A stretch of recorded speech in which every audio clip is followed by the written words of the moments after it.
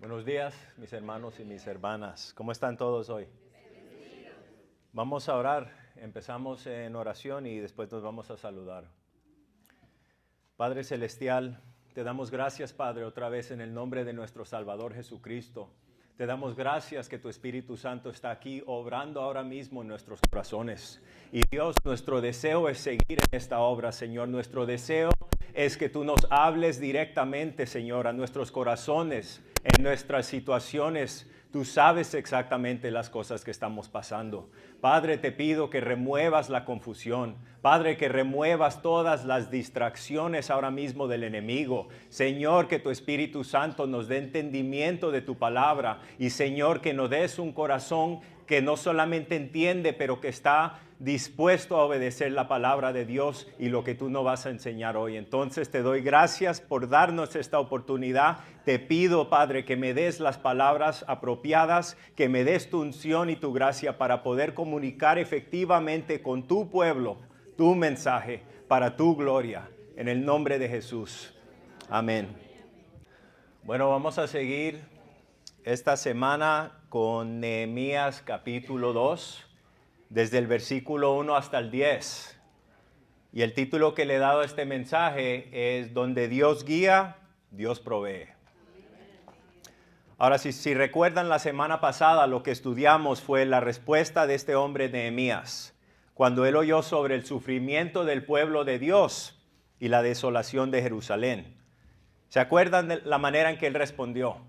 Empezó a orar y empezó a ayunar.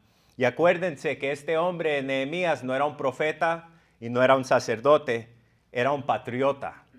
Era un empleado en una organización secular. Era una persona que tenía un profundo sentido de la importancia de Jerusalén y estaba bien angustiado con el sufrimiento del pueblo de Dios. Vamos a empezar en Nehemías capítulo 2. Vamos a leer los primeros 2 versículos. Versículo 1 dice la palabra de Dios. Sucedió en el mes de Nisan, en el año 20 del rey Artajerjes, que estando ya el vino delante de él, tomé el vino y lo serví al rey. Y como yo no había estado antes triste en su presencia, me dijo el rey, ¿por qué está triste tu rostro? Pues no estás enfermo. No es esto sino quebranto de corazón.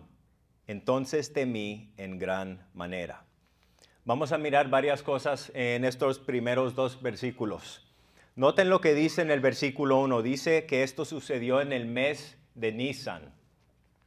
Entendemos que en el primer capítulo, cuando Nehemías recibió las malas noticias, esto fue probablemente en noviembre o diciembre. Del capítulo 1 hasta el capítulo 2 son 3 o 4 meses. Esto viene siendo en marzo o abril. O sea que 4 meses lleva este hombre Nehemías orando sobre esta situación, y esto es lo que nos trae a esta porción de la Escritura. Acuérdense que Nehemías era el copero. Acuérdense que el copero era la persona que probaba el vino para asegurarse que no estaba envenenado.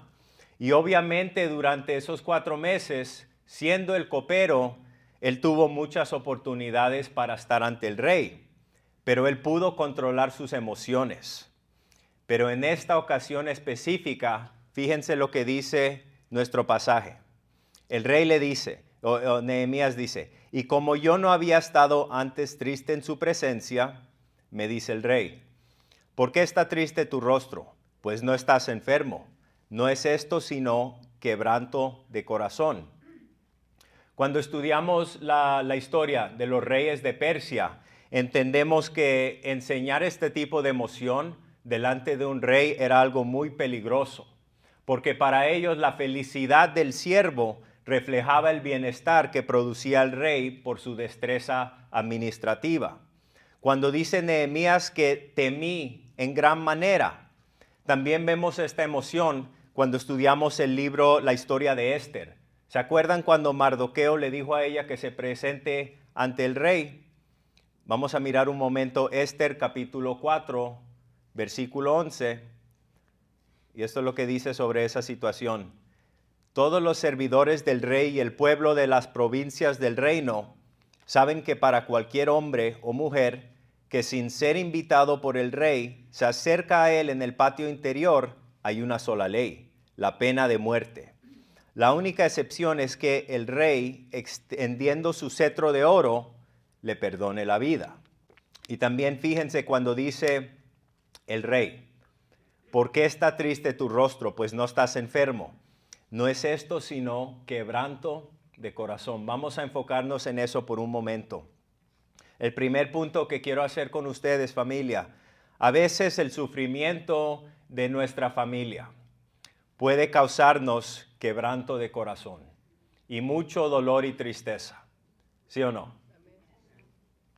Entonces este hombre llevaba 4 meses sintiéndose de esta manera. ¿Y cómo fue que lidió este hombre con estas emociones durante este tiempo?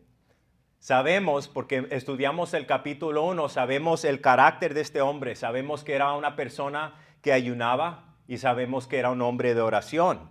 Y muchas veces para nosotros, siendo cristianos, hijos y hijas de Dios, cuando nosotros pasamos tiempos difíciles en nuestra vida, cuando nosotros tenemos situaciones de familia donde sentimos tristeza o gran angustia, lo que queremos es que Jehová nos sane inmediatamente. Pero la realidad, familia, es que estamos llegando a entender, mientras más caminamos con el Señor, que es en nuestro sufrimiento que podemos tener la comunión más profunda con nuestro Señor. Y sí o no es verdad que muchas veces el dolor es lo que nos lleva a ese lugar, donde empezamos a buscar de Dios con todo nuestro corazón. Miren lo que dice la palabra en Salmos 73. Versículo 26. Reina Valera. Mi carne y mi corazón desfallecen, mas la roca de mi corazón y mi porción es Dios para siempre. Salmos 105, versículo 4, dice, busquen al Señor y su fortaleza, busquen su rostro continuamente. Todos entendemos, familia, que las circunstancias en nuestra vida siempre nos van a llevar a lugares donde vamos a sentir dolor y sufrimiento. Y si solamente fuéramos a depender de nuestras propias fuerzas, no vamos a poder superar. Pero en nuestra angustia lo que debemos de hacer, lo que nos dice Dios en su palabra, es que tenemos que enfocarnos completamente en el Señor. Pero muchas veces, familia, quizás Dios escoja no remover la situación.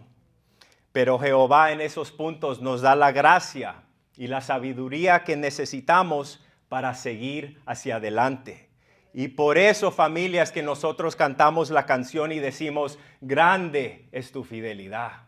Porque hemos llegado a entender que el Señor está con nosotros, no solamente en las montañas, pero también en los valles de nuestra vida. Entonces vemos que este hombre Nehemías por 4 meses controló sus emociones ante el rey, entendiendo el peligro que había asociado con eso. Pero ¿qué hizo este hombre por 4 meses? Sabiendo que tenía esta gran carga sobre su corazón por el sufrimiento de su familia, por el sufrimiento de su gente y la condición de Jerusalén. ¿Qué es lo que hizo por 4 meses? Estuvo en oración, estuvo en ayuno, pero también estuvo planificando. Y eso es lo que vamos a ver. Y estuvo esperando la oportunidad. Estuvo esperando que el Señor abra una puerta. Cuando nosotros como cristianos nos mantenemos en la oración, cuando nos mantenemos en la palabra de Dios, lo que hacemos es que cultivamos un corazón que es sensitivo a la voz del Señor. Y en eso aprendemos a vivir en la presencia de Dios. Familia, no solamente toma fe, gran fe, tomar pasos hacia adelante cuando no tenemos un entendimiento completo de lo que el Señor nos está llamando a hacer. Pero también toma gran fe esperar al Señor y ser paciente. Miren lo que dice en Salmos 46, versículo 10. Nos dice la palabra a nosotros, quédense quietos y reconozcan que yo soy Dios.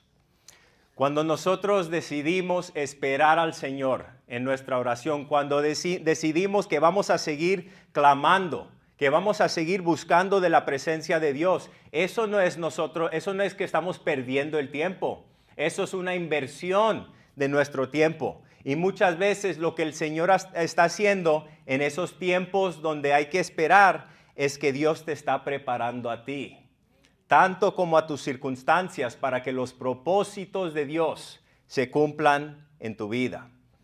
Vamos a mirar del versículo 3 hasta el 5 de Nehemías, capítulo 2. Entonces, con eso en la mente, 4 meses lleva este hombre en oración, planificando, pidiéndole al Padre: Señor, dame sabiduría. Señor, deseo una oportunidad. Señor, quiero hacer un cambio. ¿Qué puedo hacer yo, Dios? Tú me has puesto como copero del rey en esta posición de gran influencia. ¿Qué es lo que tú deseas que yo haga con esta carga que tengo en mi corazón? Con esta angustia que yo siento por el pueblo de Dios. ¿Qué es lo que deseas, Dios? Y yo creo que él oró de esa manera por 4 meses, esperando la oportunidad y pidiéndole al Señor que le dé sabiduría. Entonces miren lo que dice en el versículo 3. La respuesta cuando el rey le preguntó que por qué se vira de esta manera, por qué tiene quebranto de corazón. Y le dije al rey: para siempre viva el rey. ¿Cómo no estará triste mi rostro cuando la ciudad, casa de los sepulcros de mis padres, está desierta y sus puertas consumidas por el fuego? Me dijo el rey: ¿qué cosa pides? Entonces oré al Dios de los cielos y dije al rey: si le place al rey y tu siervo ha hallado gracia delante de ti, envíame a Judá, a la ciudad de los sepulcros de mis padres, y la reedificaré. Primera cosa que quiero notar ahí, noten en la primera parte de ese versículo la manera en que este hombre habla con su superior. Sabiendo que Dios tiene un plan y un propósito, todavía le demuestra respeto a este hombre, al jefe, al rey de Persia. Le dice: para siempre viva el rey. Eso era muy común en esos días. Vemos esa misma cosa cuando estudiamos el libro de Daniel. Pero miren cuando dice el sepulcro de mis padres. Cuando está hablando sobre el sepulcro de sus padres o el sepulcro, eso es el lugar donde se mostraba respeto a los miembros de la familia que habían fallecido. Y no es así también con nosotros en nuestra cultura. Nosotros entendemos que la palabra nos dice que el momento que te vas de este cuerpo estás en la presencia de Dios. Pero también en nuestra cultura tenemos gran respeto por el lugar donde muchas veces nuestros seres queridos han sido enterrados. Entonces, esta es la manera en que este hombre está poniendo su propuesta ante el rey. No vino con una propuesta política, porque acuérdense que este mismo rey anteriormente era el que había dicho: ya no vamos a construir más. Pero lo que hizo fue que vino con una propuesta emocional y le dio esta propuesta sobre el sepulcro de sus padres. Y también cuando dice: y sus puertas consumidas por el fuego. Cuando nosotros estudiamos la palabra, si uno fuera a estudiar la historia en el Viejo Testamento, si ustedes han visto películas del Viejo Testamento, se dan cuenta como muchas veces la ciudad tendría varias puertas, varias entradas a la ciudad, ¿sí o no? Y cada entrada tenía su propósito. Pero en estas puertas lo que veíamos es que muchas veces ahí es donde se realizaban los procesos judiciales. Ustedes se acuerdan, si leen el Viejo Testamento, ven que muchas veces cuando uno estaba transfiriendo el título de una tierra o haciendo algo de esa manera, lo hacían delante de la puerta. Los elders, los líderes de la comunidad, se mantenían en estos lugares. También las puertas era el lugar donde a menudo la gente socializaba. Entonces, cuando Nehemías está diciendo que las puertas están consumidas por fuego, eso significa o representa la muerte de la vida social de esta comunidad. Tenemos que entender por un momento, familia, tenemos que entender profundamente la situación de Jerusalén. Tenemos que entender la condición del pueblo de Dios, el sufrimiento que estaban pasando. No podían hacer ni las cosas básicas que nosotros podemos hacer y disfrutar hoy. Vamos a seguir en el versículo 4 de Nehemías capítulo 2. Vamos a leer el versículo 4 y 5. Entonces me dijo el rey: ¿qué cosa pides? Entonces oré al Dios de los cielos y dije al rey, si le place al rey y tu siervo ha hallado gracia delante de ti, envíame a Judá, se dice Judá, ¿no? Judá, a la ciudad de los sepulcros de mis padres y la reedificaré. Ok, entonces, una cosa que quiero decir sobre esto. Fíjense en la manera en que Nehemías ha manejado esta conversación. Muchas veces cuando estamos orando por una oportunidad en nuestra vida y le estamos pidiendo al Señor, Señor, esto eres tú. Señor, tú deseas que hable con esta persona. Podemos usar la misma táctica de Nehemías, donde él va probando poco a poco, ¿sí o no? Para ver si el Señor abre la puerta. Y también fíjense que el rey le dice, ¿qué cosa pides? Y después dice, entonces oré al Dios de los cielos y dije al rey. Sabemos que Nehemías no paró en ese momento y empezó a orar, Dios Padre Celestial, ¿qué quieres que haga? Esto era una oración rápida. Esto era una de esas oraciones donde estamos en un momento hablando con alguien y sabemos que si decimos algo incorrecto nos puede causar gran daño. Y en esos tiempos, al momento, lo que decimos es, Dios, ayúdame. ¿Ok? Eso es importante y quiero notar eso porque todos deberíamos hacer eso. Pero también tenemos que tener el entendimiento que la razón por qué ese tipo de oración es efectiva es porque este hombre llevaba 4 meses en oración. Cuando vivimos una vida llena de oración, llena de la palabra y en la presencia de Dios, podemos orar de esa manera efectivamente. Vamos a mirar varias escrituras que nos hablan a nosotros como creyentes sobre la importancia de la oración. Colosenses 4, versículo 2. Esto es lo que nos dice a nosotros como cristianos. Dedíquense a la oración, perseveren en ella con agradecimiento. Filipenses capítulo 4, versículo 6. Nos dice otra vez, no se preocupen por nada, en cambio, oren por todo. Díganle a Dios lo que necesitan y denle gracias por todo lo que Él ha hecho. Una más, primero Tesalonicenses, capítulo 5, versículo 17. Nos dice la palabra que oren sin cesar, oren sin cesar. ¿Qué significa eso, familia, orar sin cesar? Significa que nosotros tenemos que cultivar una vida llena de oración. Y en el primer capítulo, parte de la enseñanza y el enfoque fue la manera en que este hombre llenó su oración con la palabra de Dios, ¿verdad? Porque sabemos que eso es muy poderoso cuando le decimos al Señor, esto es lo que dice tu palabra. Pero también entendemos cuando viene a la oración que hay muchas maneras diferentes de orar. Uno puede tener todo esto en su relación con el Señor. Van a haber tiempos donde la oración puede ser una oración formal. Van a haber tiempos donde quizás estás en el carro manejando y estás orando, o estás en el trabajo y tienes una circunstancia y te apartas un momento al baño y empiezas a orar con el Señor. Lo importante es entender que la oración nos permite a nosotros comunicar nuestras necesidades y nuestra alabanza al Señor. Y decir, Señor, yo confío en ti, por eso estoy teniendo esta conversación contigo. Porque yo sé, Dios, que tú me vas a responder. No siempre va a ser la respuesta que yo quiero, pero al fin del día, papá sabe lo que yo necesito. Y papá siempre nos da cosas buenas, como dice la canción, ¿sí o no? Entonces,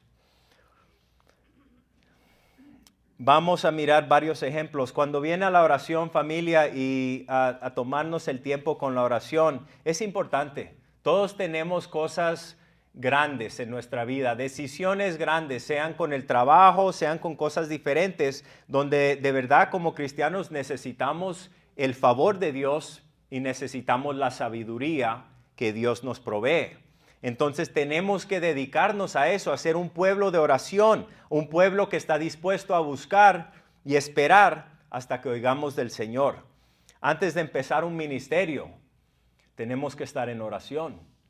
No toda idea buena es idea de Dios, ¿ok? Y quiero decir eso por un momento porque muchas veces podemos ser impulsivos, ¿Sí o no? Ustedes han hecho algo impulsivamente para el Señor, pensando que esto es seguro es del Señor y después se dan cuenta que no era del Señor.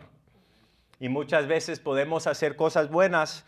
No estoy diciendo que no hagamos cosas buenas. Lo que estoy diciendo es, si yo quisiera empezar un ministerio hoy, todos tenemos nuestros propios regalos y nuestros dones espirituales, pero antes de empezar un ministerio o algo que va a consumir mucho de tu tiempo, de tu energía y tu dedicación, hay que saber que el Señor te está llamando a eso.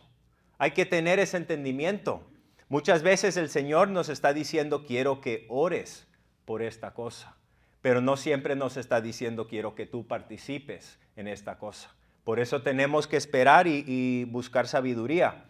Antes de uno casarse, si uno tiene que estar en oración, porque la palabra dice que ya cuando se juntan ya no se pueden separar, de acuerdo con la palabra de Dios. Y siempre uno quiere tener una esposa o un esposo que le va a ayudar a crecer en su fe espiritual.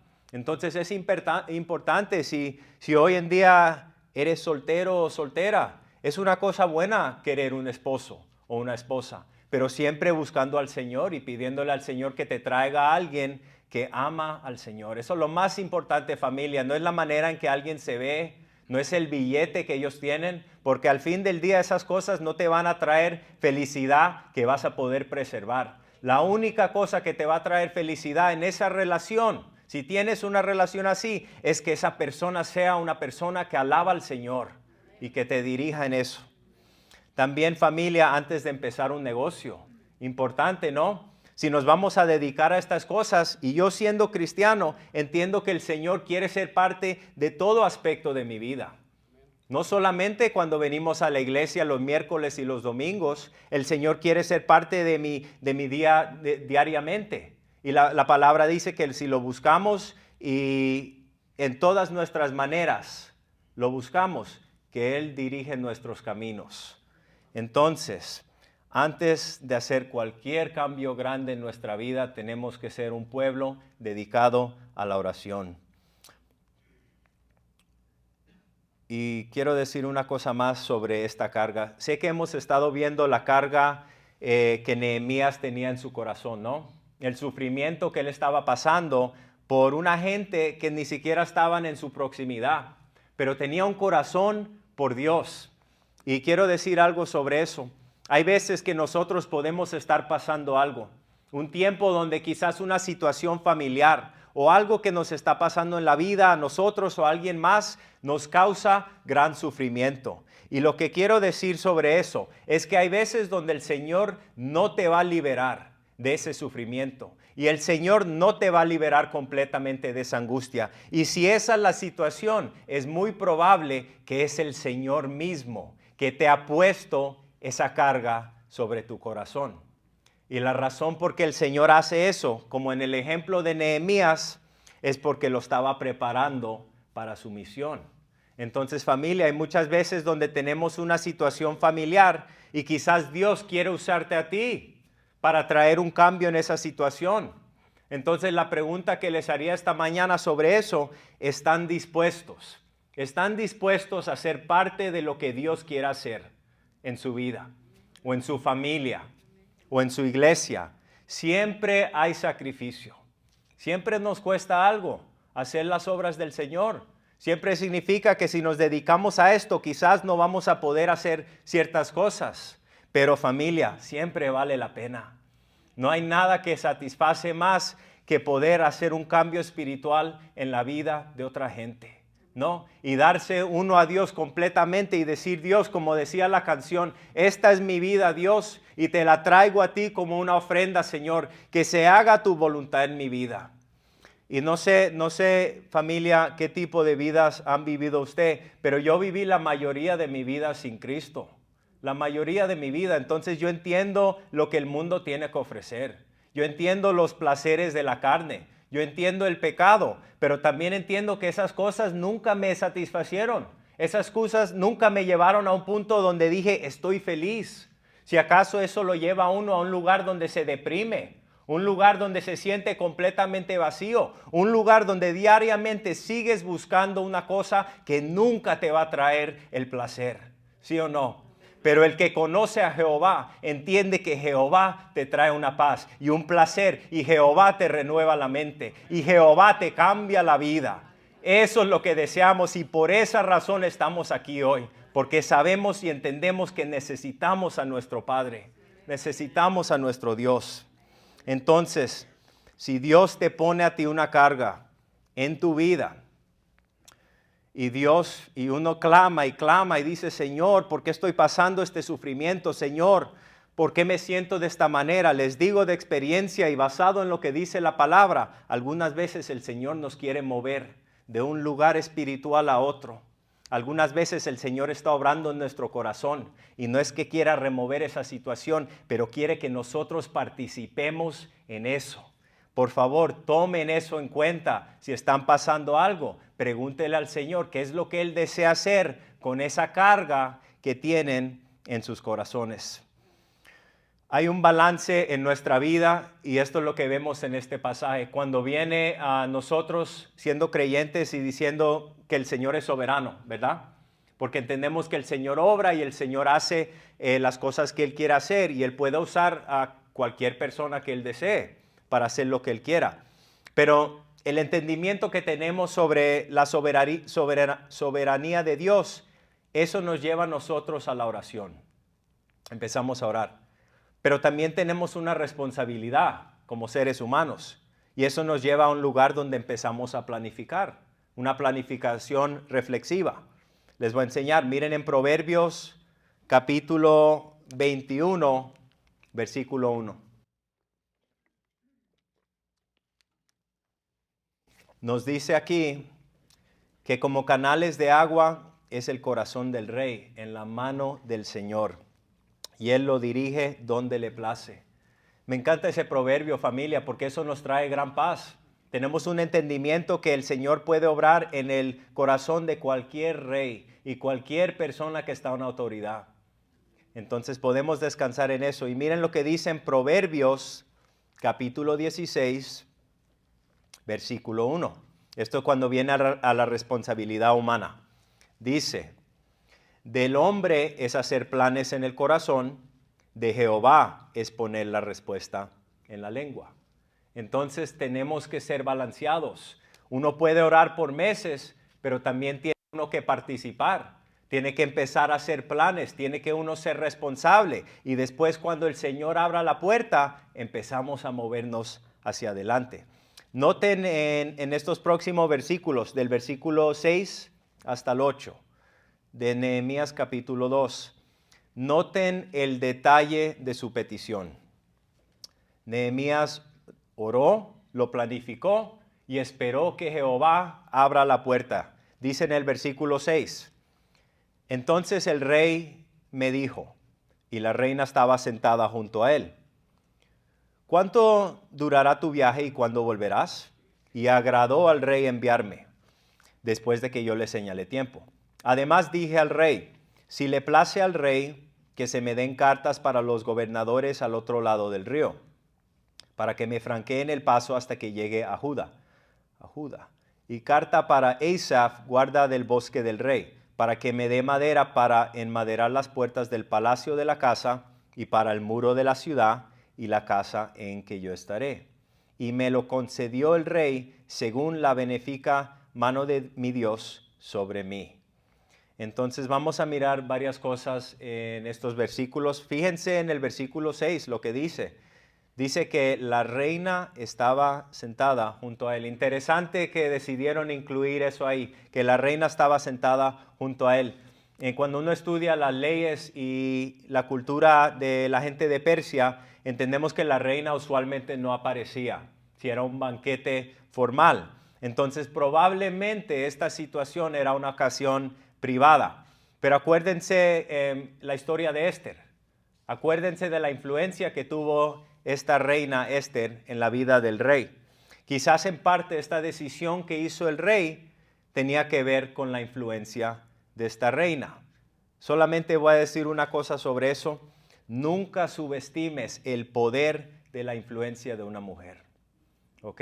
En nuestra vida como creyentes siempre tenemos que entender eso, que las mamás tienen tanta influencia y tanto poder en nuestros hogares. Y si eres un esposo o eres un papá, tienes que mantenerte en oración por tu esposa. Porque cuando tú estás en el trabajo, obrando en el trabajo, tu esposa está con tus hijos. Tu esposa le está enseñando a tus hijos y no es fácil. Te digo que no es fácil. Yo lo veo con mis propios hijos. No es fácil porque dice la palabra que los niños nacen pecadores. ¿Sí o no? Entonces hay que mantener a las mamás en oración, por favor.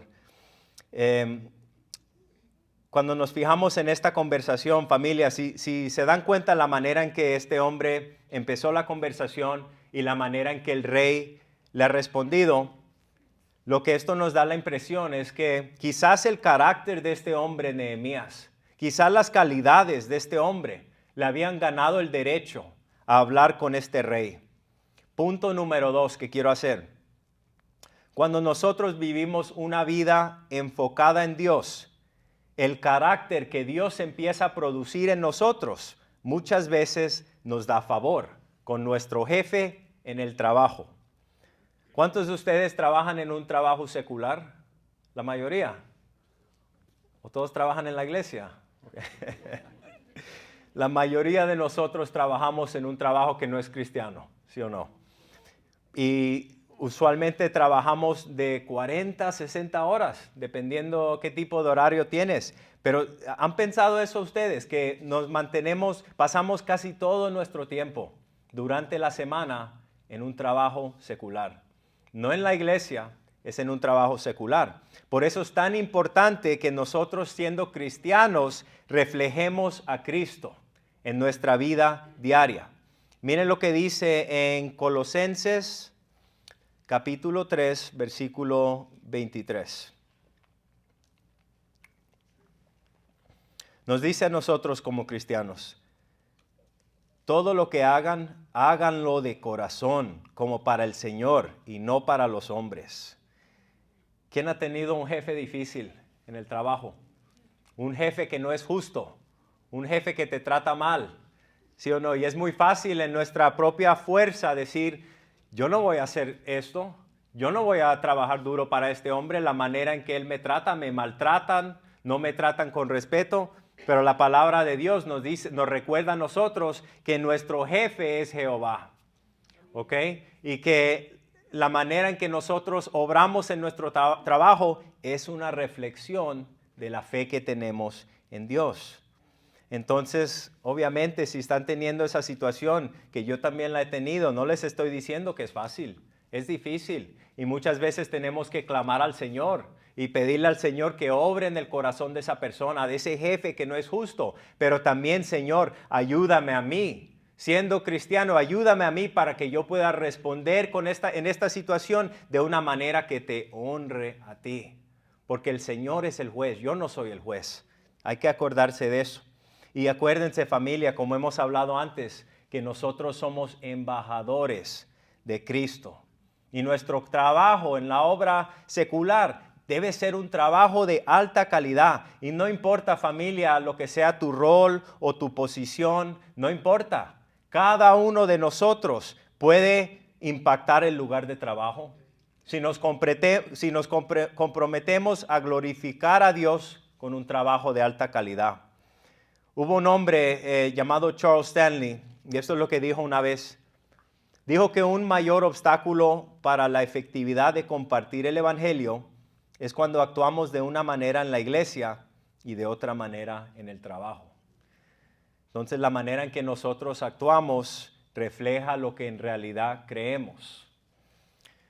Una pregunta para nosotros en ese tema: si las personas que trabajan a su alrededor ven un reflejo positivo de Dios en su ética de trabajo.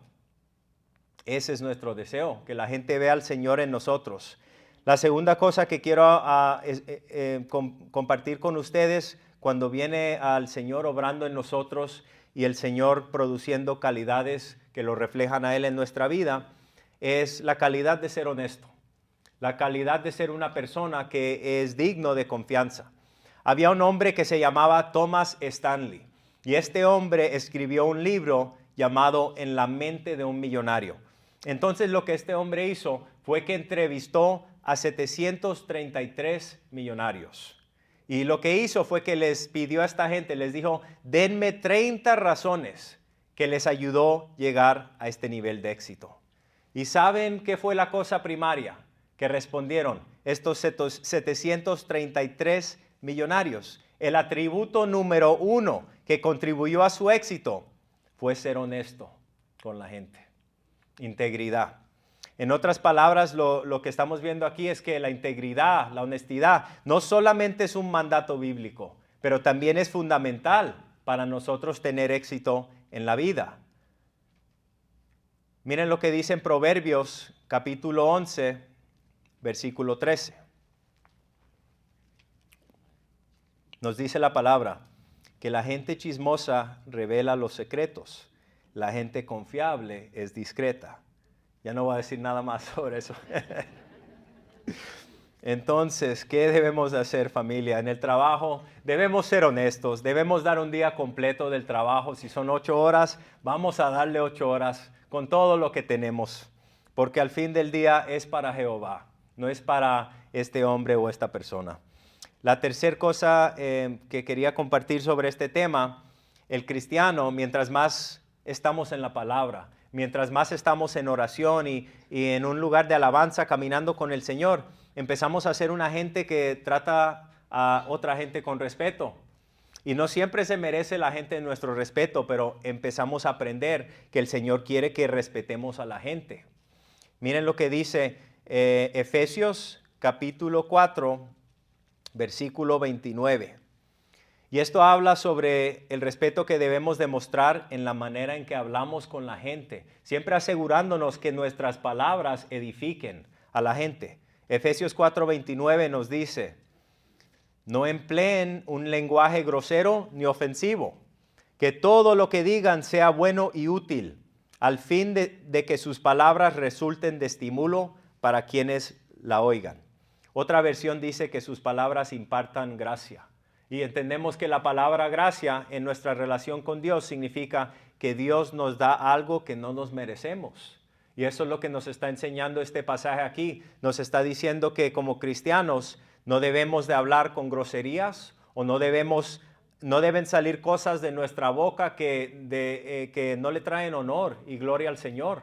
Tenemos que cuidar nuestra boca, pero también tenemos que acordarnos que si la boca nuestra está hablando de esa manera, es un reflejo de nuestro corazón, porque de la abundancia del corazón habla la boca. Entonces hay que, en esos puntos, y nos pasa a todos, ¿sí o no? Nos pasa a todos donde algo sale y uno dice, oh, wow, ¿cómo fue que acabo de decir eso? Señor, busca mi corazón. Enséñame qué es lo que tengo adentro de mí que está produciendo este tipo de frutos, Señor. Eso es lo que debemos de hacer si estamos pasando eso. Y cuando nosotros vivimos de esta manera, familia, ante otra gente, muchas veces el Señor nos da influencia. Muchas veces el Señor nos da favor. También vimos esto en las vidas de Daniel y de José. Ahora otra vez al texto. Cuando dice aquí, ¿cuánto durará tu viaje y cuándo volverás? Sabemos y entendemos que él fue el gobernador en Jerusalén por 12 años, pero es muy probable que él regresó ese mismo año a reportar al rey y después regresó a Jerusalén. En el versículo 7 y 8, vamos a leer. Dice en el versículo 7, además dije al rey, si le place al rey, que se me den cartas para los gobernadores al otro lado del río, para que me franqueen el paso hasta que llegue a Judá. Y carta para Asaf, guarda del bosque del rey, para que me dé madera para enmaderar las puertas del palacio de la casa y para el muro de la ciudad y la casa en que yo estaré. Y me lo concedió el rey según la benéfica mano de Dios sobre mí. En otras palabras, la mano de Dios estaba sobre la vida de este hombre. El punto número 3, el punto final que quiero hacer.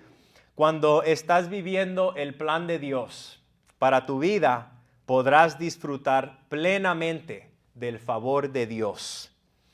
En Ezra capítulo 4, acuérdense que en el libro anterior lo que vemos es que este mismo rey Artajerjes había parado la construcción, en la ciudad de Jerusalén. ¿Qué son estas cartas que está pidiendo?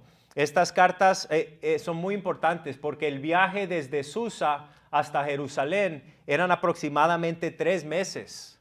Entonces él tenía que viajar por 3 meses y están cruzando diferentes provincias con diferentes líderes. Estas cartas les darían la protección del rey. En otras palabras, con la carta yo vengo con la autoridad del rey de Persia. Entonces, Nehemías sabía exactamente lo que necesitaba para cumplir lo que Dios le puso en el corazón. Fíjense en el detalle. Cuando él tuvo esta oportunidad, fíjense en la manera en que le pidió estas cosas al rey. Le dijo, si le place al rey, que se me den cartas para los gobernadores, y sigue y pidió cartas también para Asaph. En otras palabras, él había entendido no solamente que tenía que orar, pero también que tenía que planificar. Y lo que les digo a ustedes hoy, familia, es que si Jehová ha puesto algún propósito de Él en tu corazón, oren y planifiquen. Y si Dios te da algún día la oportunidad a hablar con alguien que tiene recursos, alguien que te pueda ayudar con el plan o la misión que Dios tiene para ti, en ese punto hablen con confianza, hablen con claridad. Si han orado y han planeado constantemente, pidan todo lo que Dios les ha puesto en su corazón. Miren lo que dice en Salmos 37, versículo 4. Nos dice la palabra, deleítate en el Señor y Él te concederá los deseos de tu corazón. Ustedes conocen esa escritura, ¿no? Muchas veces la gente la lee y solamente nos dicen la segunda porción, que el Señor nos va a conceder los deseos de nuestro corazón. Pero la promesa aquí nos dice que si nos deleitamos en el Señor, eso significa que si el Señor es la persona más importante en mi vida, si vivo una vida donde siempre estoy buscando del Señor, lo que pasa es que tengo una garantía y un entendimiento que los deseos en mi corazón son las cosas de Dios. El Señor es el que está poniendo estos deseos en mi corazón. Entonces tengo gran confidencia ante Dios que Dios sí me va a oír mis oraciones y va a responder de cierta manera porque estoy orando de acuerdo con la voluntad de mi Padre. Ahora, miren lo que dice en el versículo 9 y 10. Nehemías capítulo 2, versículo 9. Entonces, ya está en este viaje y dice en el versículo 9, vine luego a los gobernadores del otro lado del río y les di las cartas del rey. Y el rey envió conmigo capitanes del ejército y gente de caballo. Pero oyéndolo Sanballat, Joronita y Tobías, el siervo amonita, les disgustó en extremo que viniese alguno para procurar el bien de los hijos de Israel. Sanballat, cuando vemos este nombre Sanballat era el gobernador de Samaria, y este hombre Tobías, no estamos 100% seguros, pero quizás era el gobernador de Amón o era un oficial de este hombre Sanballat. Lo que sabemos fue que estos hombres estaban opuestos a la ciudad de Dios y a las obras de Dios en esta ciudad. Entonces, en Esdras capítulo 4, cuando la construcción se había detenido y ahora tenemos de repente, imagínense esto, tienes este hombre Nehemías que de repente se aparece en la ciudad y dice, yo soy el gobernador y me ha mandado el rey. Por esa razón, esta gente estaba bien molesta. Y lo que podemos ver ahí, familia, es que cuando nosotros estamos haciendo las cosas que Dios nos ha llamado a hacer, cuando nosotros estamos caminando en los propósitos de Dios para nuestra vida, sea lo que sea que Dios tiene para cada uno de ustedes individualmente, tenemos misión que todos tenemos y la misión igual, pero también Dios tiene una misión específica para cada uno de ustedes exactamente donde están hoy. Cuando estamos en esas situaciones donde el enemigo viene contra nosotros, siendo el pueblo de Dios, tenemos que entender que el enemigo está furioso cuando él ve que la mano de Dios y el favor de Dios está en nuestra vida. Pero quiero decirles, familia, que si están pasando eso, si ustedes han sido fiel al Señor y ustedes están sirviendo al Señor, sea lo que sea que están haciendo para el Señor, para su gloria. No dejen que eso los moleste, no dejen que la adversidad los pare donde están, empujen hacia adelante, dejen que eso los siga moviendo hacia adelante. Siempre va a haber oposición, siempre va a haber oposición, y más cuando estamos haciendo las cosas que el Señor nos está pidiendo que hagamos. Y si tienes oposición en tu vida, hay que entender que cada vez que nosotros como cristianos decimos, Señor, quiero ser parte de esto. Señor, veo lo que tú estás haciendo aquí. Veo que estás restaurando a la gente. Veo que estás liberando a la gente. Quiero ser parte de eso. El enemigo va a hacer todo lo que pueda hacer en su poder para detenerte. Y hay que entender también, familia, que el enemigo no solamente nos ataca en la mente y en nuestras emociones, pero también usa a otra gente para atacarnos. Y desafortunadamente algunas veces usa gente en el mismo pueblo de Dios. Siempre tenemos que entender eso y discernir las tácticas del enemigo. Entonces, ¿qué hacemos en eso, familia? Acuérdense lo que hablamos. Tenemos que ponernos la armadura completa de Dios. Tenemos que poner nuestra confianza completa en Dios. No podemos dejar que nuestro corazón se vuelva un corazón amargo, porque el momento que yo me ofenda con alguno de ustedes y yo decida que yo no voy a perdonarte hasta que tú me pidas perdón, ¿qué pasa?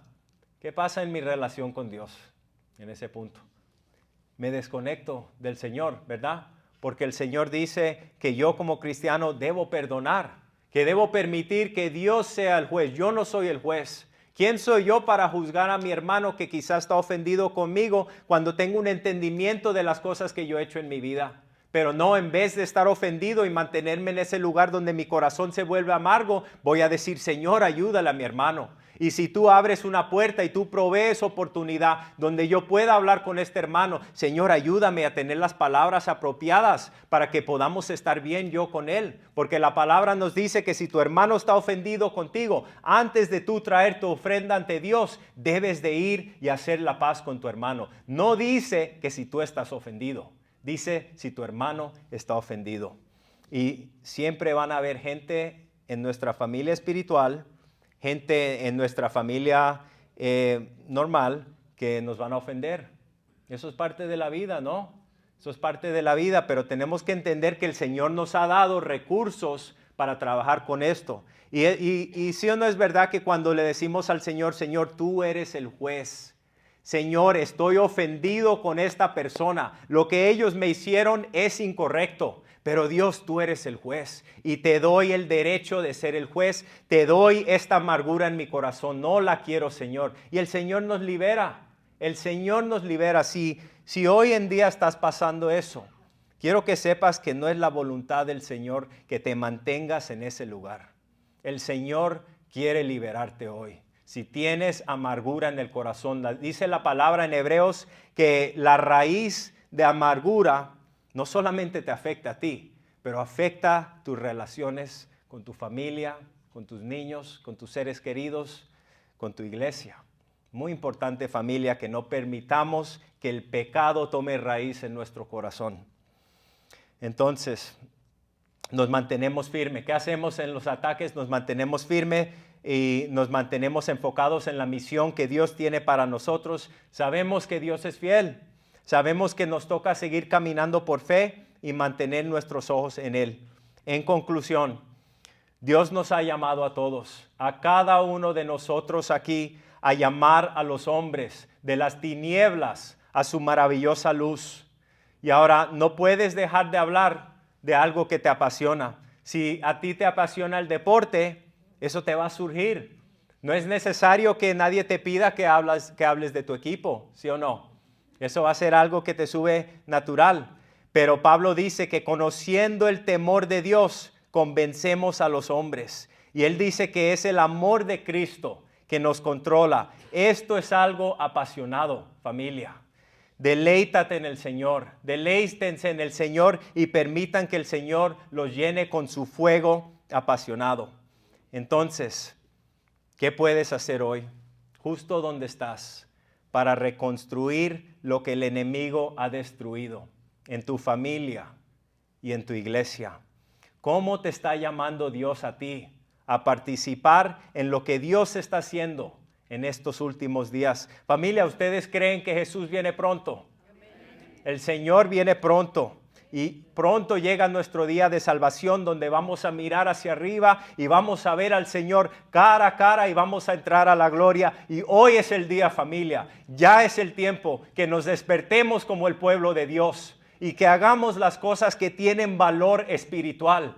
Todo lo de este mundo se está falleciendo. Nada de esto importa, familia. Lo más importante en la vida es que permitamos que Dios nos use a nosotros, siendo el pueblo de Dios, siendo el templo de Dios. Dios nos quiere usar. Dios los quiere usar a cada uno de ustedes individualmente. No hay ninguna persona que está aquí hoy que Dios dice no te puedo usar. Y si tú piensas eso, eso es una mentira del enemigo. Rechaza las mentiras y párate sobre la palabra de Dios. Nuestra relación es basada en la palabra de Dios. Entonces, otra vez, y toco esto y cerramos. ¿Cuál es la carga que Dios tiene para ti, familia? Dios nos remueve las cargas si son cosas que no deberíamos tener encima. Pero Nehemías oró por 4 meses y esa carga se mantuvo en su corazón porque tenía un propósito en su vida. Entonces les pido que piensen eso. Si tienen una carga en su corazón, ¿cuál es la carga que Dios tiene para ustedes y para el pueblo de Dios y para su familia? Vamos a cerrar en oración y una última canción. Y vamos a inclinar la cabeza, mis hermanos y mis hermanas. Y si aquí quizás hay gente esta mañana que necesitan regresar al Señor, gente que necesitan renovar su compromiso al Señor, quiero orar por ustedes hoy. Si hay alguien con los ojos cerrados que desea esto, que necesita oración, que sabe que quizás están en un lugar donde necesitan el perdón del Señor, que quizás no tienen paz con Dios. ¿Hay alguien? Levanten la mano si hay alguien aquí que necesita eso. Amén, amén, amén. Y hay alguien aquí que no ha aceptado al Señor, alguien aquí que no conoce al Señor como su Salvador. Si hay alguien aquí en esa condición, por favor, vengan adelante después del servicio para poder orar con ustedes. Vamos a orar, familia. Padre Celestial, te damos gracias por este tiempo que tú nos has dado en tu palabra y en alabanza, Señor. Y venimos a ti como un pueblo, Señor, como una familia. Y, Señor, te pedimos, Padre, que nos perdones nuestros pecados. Perdónanos, Padre, nuestras fallas. Perdónanos, Padre, por los tiempos durante esta semana donde no hemos estado enfocados en las cosas de ti, en las cosas espirituales, en las cosas que son importantes. Esta mañana, Señor, nos arrepentimos de nuestros pecados. Nos arrepentimos sabiendo que tú eres fiel, sabiendo que tú nos limpias de todos nuestros pecados y sabiendo que tu palabra dice que tú deseas llenarnos con tu poder, llenarnos con tu paz, llenarnos con tu gracia para que podamos ser efectivos en nuestra vida como cristianos, en nuestra vida en este mundo secular que no te conoce. Ayúdanos, Padre, llénanos con tu poder, llénanos con sabiduría, Padre, para que esta semana nuestra vida haga una diferencia, Dios. Úsanos, Dios. Úsanos para tu gloria, en el nombre de Jesús. Amén. Gracias, familia, por estar aquí con nosotros. Que Dios los bendiga.